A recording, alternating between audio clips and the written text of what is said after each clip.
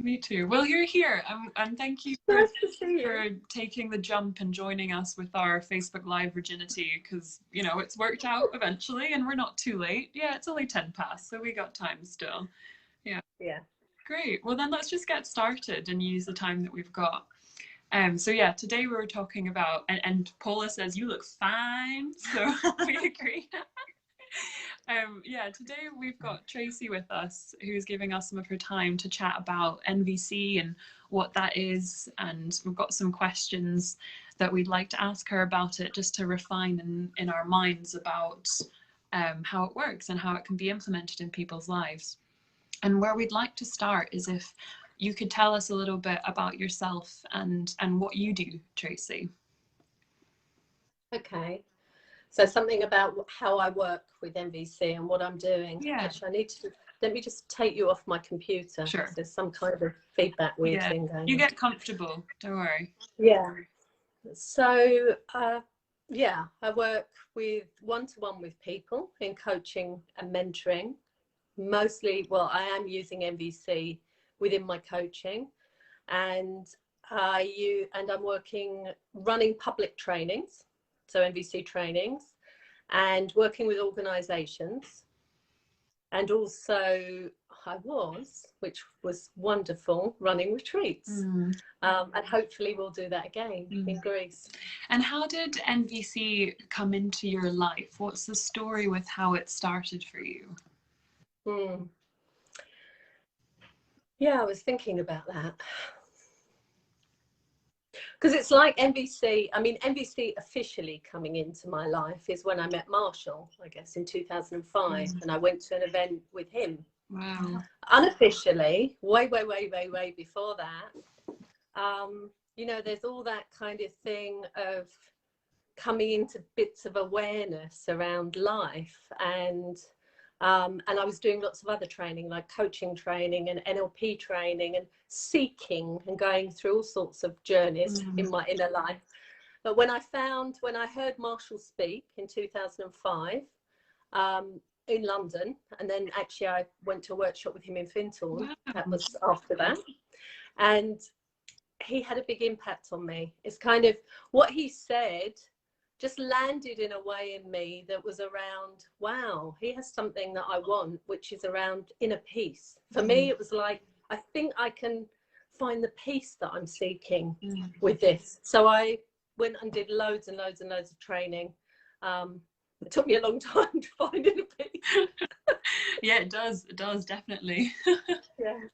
And what, well, I'm just thinking about Marshall coming to Fintorn. I didn't realise that you'd come to Fintorn. That's amazing. So can you give us in a nutshell maybe what NVC is? Because for us, our audience haven't heard of it before. So for a complete beginner, how would you explain it to them? So it's a kind of shift in consciousness, really. In NVC, and it's not for everyone, because maybe some people have made that shift, and it's kind of, if you think that most of our education and the way that we've been raised and the systems that we're in are about who's right and who's wrong, and who's better and who's worse, and who's more privileged and who isn't more privileged, and all those kind of questions and things that come up. In NVC, it's kind of, we recognize that we've been educated in that way, and our thinking goes that way, and our system is built that way. And we can shift to another perspective, which is about, okay, so this is happening and I'm saying this to myself. So you watch your thoughts, if you can catch them, of course, because we're not all superhuman every single moment. And then we bring ourselves into emotional connection with, you know, what am I feeling? Why does this matter to me? Step into your world. What's your perspective? I'm curious about how you think. You know, how do you feel? What are you valuing? So that way we connect from a place, instead of who's right and who's wrong, we connect from a place of coming together and valuing each other's human needs. Does that make sense? Yeah. What I'm thinking right now is like, it's almost a tool for awareness, like helping us become more aware of our own opinions or righteousness, and like hearing other people's as well, rather than just meeting in like a I'm right, I'm wrong, blah blah blah. Yeah. Yeah.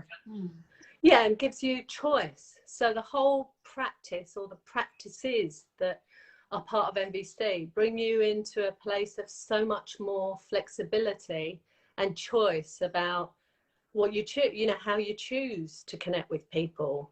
It's whether I'm choosing to really hear you and hear your perspective, or express mine, or stay connected to myself and maybe go and have a break for a while until I can make sense of it. Yeah. That's very interesting, because when I was reading up on NVC while I was doing posts for this week, a lot of it has been about recognizing people's needs. And for me, it almost felt like it's catering for other people. But what you say right now, it's the choice. You can either do that or choose not to do that. Am I right? Yeah. And you're absolutely right. I think the uniqueness of NVC, as opposed to any other, well, I'm sure it's becoming more common, but other emotionally intelligent or communication systems, is that we teach very much around needs literacy. And they're being universal needs, so that no matter where you come from or what country you know, whoever we are in this world, or whatever we do, we have the same needs, you know, for rest, for belonging, for love, for connection, for authenticity, for trust, those kind of things. So is NVC more about taking care of my own needs, or is it I need to recognize that everyone's needs are important? That everyone's needs are important. This might sound a little... As well as yourself is crucial, because of course you're part of that. So everyone's needs are important, including your own. I think the thing I want to ask is, I'm one of those people that I think the self-responsibility is something that you need to take care of your own needs, and it's not my responsibility to take care of your needs. I'm not going to be in your way unless it violates my boundaries.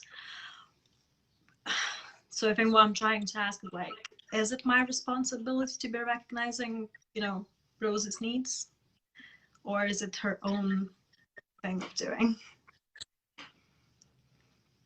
It's kind of, the word responsibility speaks to me. I'm not really, I'm just, how I would frame it is that your needs matter. And if I want to be in relationship with you, your needs matter, and so do mine. If I'm working with you and you're triggered, or you're annoyed, or I want to know why and how we can find a way through that.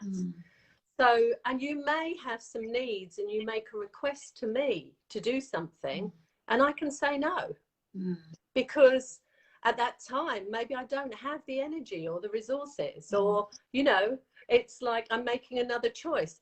And we speak in NVC about being able to hear a no. Yeah. Everything is a request. So does NVC also cover consent and teaching about, teaching people to hear no, teaching people to frame their requests in a way that's really clear about, what they want and what the need is to be? Absolutely. Yeah. So the request is connected to the need. I'm inviting you to meet my need. You're inviting me to meet my need, you know. So, for instance, you know, you wanted some kind of NVC contribution. You invited me to contribute to you. And what you did was say, would you come on the Facebook Live? You know, we want to contribute to others learning around NVC. So I said yes. I could say no. Yeah. Oh, I like that. I think I want to talk a little bit more about this no. So I can understand the process of recognizing the need, observing your feelings and requesting, and then receiving the no. Is there a process that helps you take what the further steps are after someone denies you what you asked for? There's a couple of things, and I'm going to say it anyway. I always give a sort of caveat before saying this. I don't know why, because I think for some people it can go, what? So I'll say it anyway. and if it's confusing for people listening out there, that's okay, because it won't be confusing the more you think about it. But we talk about whenever somebody says no, or you say no, you're of course saying yes to something else. I like that. Yeah. Yeah, I like, oh no, I'm understanding. Yeah. Yeah, you're saying so I can honor that. Yeah. Yeah. I can honor that within myself, and I can honor that with you. I may not like it, because you might be my preferred strategy for doing what I want, and that might be a bit tough, but also there are many, many, many ways of meeting your need. You're not the only, you know, what I asked you to do is probably not the only way. I'm just thinking now of like, what comes up from me in rejection is association with anger, and obviously NVC, non-violent communication. I'm not sure if we made that clear already in the video. So where is the space for anger in NVC? I think that's the most common question that comes up with NVC. Will you tell us a little bit about that? Yeah, first of all, actually, I wanted to say something about the non-violent, or the non, because I thought I meant to say that to you, is in Marshall's work, you'll notice that there is no hyphen. There is no separation between non and violence. So it's not the opposite of violence. It comes from a Sanskrit word, which is ahimsa, which means that, you know, I have no intention to cause you harm. Oh, I like that. Yeah. So with anger, there's nothing, you know, anger, of course we're going to be angry. Of course we're going to have that fierce energy, particularly about certain things. And the teaching is that what causes our anger is our thinking. So it's the meaning that I'm making of the situation. And that may come from my history as well. You know, something is really, really strong because it's happened loads of times. Here we go again. You know, it's like, wow. But to take responsibility for that, it doesn't mean that we're not going to maybe sometimes have a really strong, you know, way of expressing what's important to us. I like the expression, you know, fierce compassion that the Dalai Lama talks about. So it's really, you know, stabbing your fist down and saying what matters. You know, but what we do is we own, again, without blame, without punishment, I'm stating what matters. I'm stating what's important. You know, that I believe in equality. I believe in inclusivity. I believe that my needs matter as much as yours. I want to find a way through this, you know. I'm feeling pissed off that there's clothes all over the bedroom and I'd like some space, and, you know, whatever it is. So yes, Marshall talks about screaming in giraffe. You probably heard some things about jackal and giraffe. Did you? I don't think Evelina has. Yeah. So we use giraffe as a metaphor for the compassionate part of ourselves. He used it as a metaphor to say that, you know, giraffes have very long necks and they can scan the landscape, and they have very strong hearts. So, and they can chew very prickly food kind of thing. So, you know, that compassionate, just using that as a metaphor, and the jackal as the judgmental part of ourselves, but not confusing that with good and bad, because the jackal's like a giraffe with a language problem. I think Marshall said something like that. You know, it's just like not very eloquent around compassion, doesn't know a better way. So we listen, and in anger, so we listen with everything. We hear our judgments. What is it? It's telling us something very, very, very important. And then we translate that into feelings and needs, unmet needs. I'm thinking right now about the right to protest, and like the peaceful protest that's been going on around the UK and around the world. That I wonder if that's quite NVC in terms of expressing anger in a way that's like, this is really passionate to me and I want to express my request or opinion in a way that's like, you know, it's not your fault, it's not me causing violence and punishment, it's just I'm strongly stating my need. Exactly.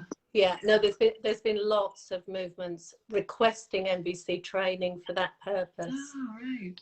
To keep the peace, to develop the skills, to and deal with other people, you know, with other people's anger and animosity, to really be able to hear that with each other. And it is a practice. You're right, like it's so hard to even notice our own emotions and trains of thinking. It takes so much practice and coaching to even get there, that yeah, absolutely, I can see the need for workshops and teaching protest. I had another question that just came to me actually. I wondered if, because how I know you from Greece and the workshops that I've seen you teach, you sometimes couple NVC with dancing and bioyoga. And I wanted to ask a little bit about how those two things go hand in hand for you, maybe like body expression and I'm not sure. Yeah, I'd like to hear about that if you would tell us. Yeah, well, part of a lot of my journey, I think, you know, because emotions are in the body, aren't they? You know, and before we can even speak or think symbolically, you know, if you think of young babies, everything is coming, you know, that everything is coming through the tone of your voice, the feel, the texture, the smell. That doesn't go away with us. That all gets stored into the long-term memory of the body. And, you know, Marshall used to talk about us becoming disconnected from the body. You know, so like nice people walking around with your heads cut off and just thinking up here instead of connected to our emotions. So to begin to start to reconnect and feel, you know, can be painful, can't it? And if you've had traumas or other experiences, they get stored in the body. My experiences, or I'm not a neuroscientist, but kind of thinking about, you know, like blocked energy, you know, that we move through the body. And movement and dance and expression helps us to integrate the stuck energy, and connecting with each other non-verbally, without shutting off the chattering mind. You know, if I'm connecting with you with my heart, or, you know, is resistance and saying no, but I'm doing it with my body, it helps to bring you into congruence with, you know, my physiology, my emotions, and my mind and my words, which is authenticity. What I'm saying and how I'm feeling are in sync. On your website, you say that nonviolent communication is so much more than just a verbal communication. So I think that kind of comes in really nice with body expression as well, isn't it? Yeah, definitely. Definitely. I think you had a really good question about expression, when to express.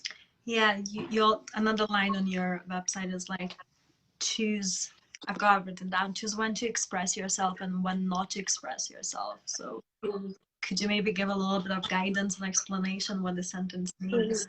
I really love the way you've gone through my website, and I think, wow, oh gosh, now I've got to answer that. Yeah, I think, well, there are different times. I mean, if somebody's in front of you and they're incredibly upset, and then you're wanting to get your point across, it's not going to land with them.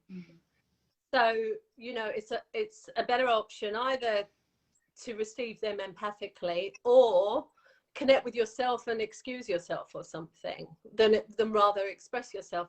Another thing might be, you know, if somebody's in a position of power over you, maybe it's your boss or something that you've got really irritated by, or you don't want to do something, and, you know, there's wisdom in maybe not saying anything in that moment. You don't want to lose your job. You might want to say something. You might want to say something, of course, and you don't want to be repressed with that. However, there's wisdom in having choice. And I think there's a lot of empowerment in that. It's not weak. You know, you're taking the decision of, I'm not going to speak up right now because I'm going to maybe get some support with that. And when I do speak up, it's going to be so much more meaningful. Yeah, oh, I like that. I really like that the way you speak up on NVC now is like people have a choice, and either expressing themselves or not, they have a choice how they connect with other people and whether they meet other needs or not. Like, I think the choice part is really, really crucial. I do have another question came to me. In your opinion, do you think social media contributes to this dysfunctional communication that we as a humanity have right now? Dysfunctional, did you say? I said dysfunctional. Yeah. Oh yeah, online NVC. How does that work? Because just looking through Facebook and news and comments in the news section, I find it extremely entertaining, but also heartbreaking to see how angry people are at each other. Yeah, well, I think it's a reflection of what's going on in the world anyway. I think it's really showing up how divided people are, and how difficult it is to be able to hear each other and have a voice, and also loneliness. And of course, at the moment with the pandemic, it's even more that, you know, we're not physically, there is a difference, isn't there, of that physical sort of energetic resonance of being in the same room as each other. I don't know if it's adding. I don't know. I couldn't say. I mean, I think some people, and maybe media, or there's some people that enjoy fueling the fire some kind of weird way. I don't know why. I think there's also an incredible place for people to be able to bring NVC skills into social media and be able to hear all the sides, be able to be that person that is neutral, actually. And it doesn't mean I don't have my own opinions, or you don't have your own opinions, but and to be able to facilitate those kind of dialogues. So I think, yeah, it's very helpful. I don't know if I answered your question though, because I don't know about whether it's adding to it or not. Or we are in this world now, this strange kind of, we've all become very techie, haven't we? And everything's online, and I'm running all my workshops online, and most NVC trainers I know are, of course, now.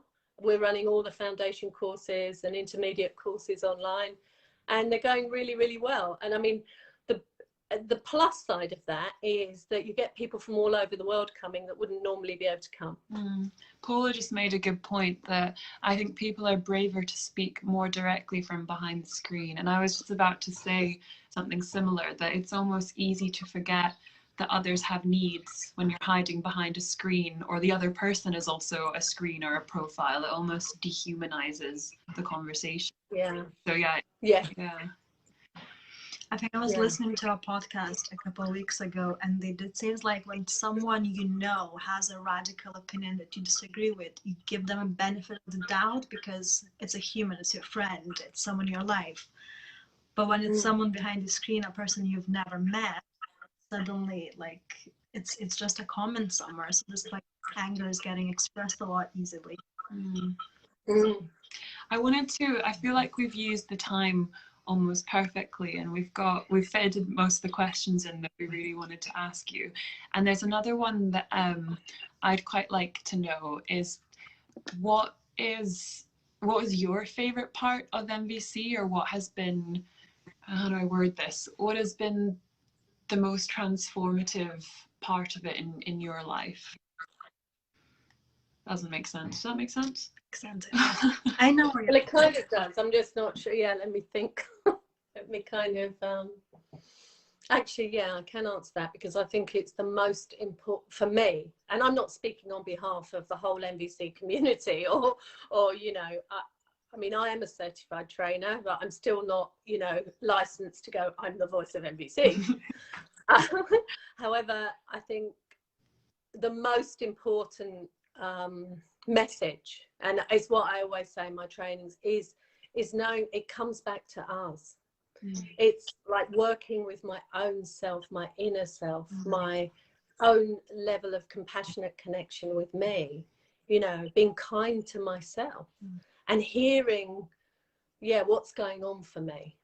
You know, the other yesterday, day before, my daughter knocked on the door, and we had a little conflict, and actually I was a bit like, and then I came upstairs and, you know, really took a breath and thought, what was that? And actually she was right. I mean, she opened the door and I was immediately saying something to her, and she was like, whoa, you know, and I was thinking, you know, but actually the more I connected with myself around that, and kind of really thought, actually, you know, I didn't take the space. It was a lot for her to hear as she came in the door, and she's like, I don't need your stress or something, she said to me. I was thinking, wow, I wasn't really, you know, I was just communicating something, but actually it gave me the space to really connect with myself, really understand what was going on with her and then go back to her and speak to her about that. Yeah. I appreciate you sharing that story. I like that idea of that it ultimately comes back to self. Everything's a reflection and a projection. Absolutely.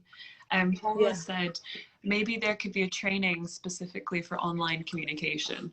100%, Paula. I think that's definitely needed as we go more digital, like almost like a role of facilitation in all of these comments and debates that happen online, that like an NVC Facebook person that comes in and goes, excuse me, maybe we'll have a conversation and see how that reflects to you.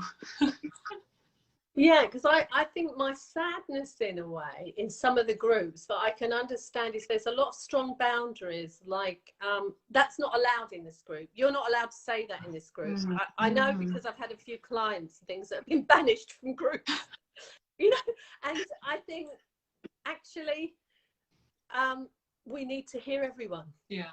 We really need to hear what people are saying. And if people are really angry, it's crucial for us to hear what's going on with them. Yeah, because they've got something very important to say. Like, I'm not being heard. Yeah, and I guess that's the danger with technology, that you do start, you know, it shows you what you want to see and who agrees with you, and you can go down this rabbit hole of people with the same opinions, and you don't get to see the whole spectrum of all the other ways that that opinion could be affected or changed. But just forget there is something that is a different opinion than yours. Yeah. Oh wow. Well, I really like that idea actually of like a Facebook facilitator, someone who steps into groups and checks in on everyone's intentions. Yeah. Well, I think that's perfect timing actually. We're ending, because we started at 10 past. So is there anything else you want to ask before we jump off? No, I think I'm okay. Yeah. I'm sure more questions will come back when I start reflecting on this conversation. But for now, can we do a little, bit of how has it been for us? Yes, please do. Will you tell us how it is for you? I imagine you're like, I'll let you go. I've actually loved meeting you two, because normally I avoid these so much. I think I said that to you, and I've absolutely just felt really connected and at ease with you both. So I've really enjoyed having a conversation. Yeah. Thank you. Thank you. How it is for me is I still get a bit nervous before lives at the concept of, I don't know, someone viewing me real time and not being able to edit in case something goes wrong. But no, I still kind of like, it's cheap thrills. It's cheap thrills, and it's nice and it's good to have these valuable conversations, because we'd be talking about this anyway. If we weren't being recorded or not, I imagine this conversation would have gone the exact same way. There's nothing hiding, and it's really nice to see you, Tracy, as well. And it's really nice having Paula, you commenting, and other people viewing. Yeah, I've enjoyed this. Thank you. How are you? I think I felt quite nervous before we started, but it got a lot easier as we started talking. I keep forgetting that talking to people is just pleasure and doesn't have to be anything else. I really enjoyed meeting you as well, Tracy. I don't think I've met you before, and it's really, really nice to put face to like all the materials I've been reading. Thank you.